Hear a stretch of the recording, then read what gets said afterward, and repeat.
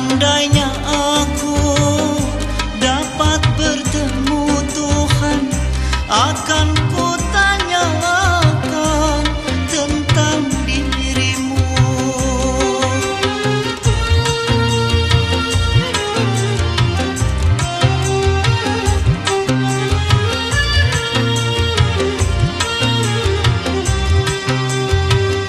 Seandainya aku dapat bertemu Tuhan, akan ku tanyakan tentang dirimu.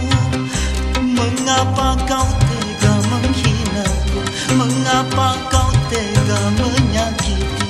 Apa salahku pada dirimu? Lebih baik kau berikan aku segera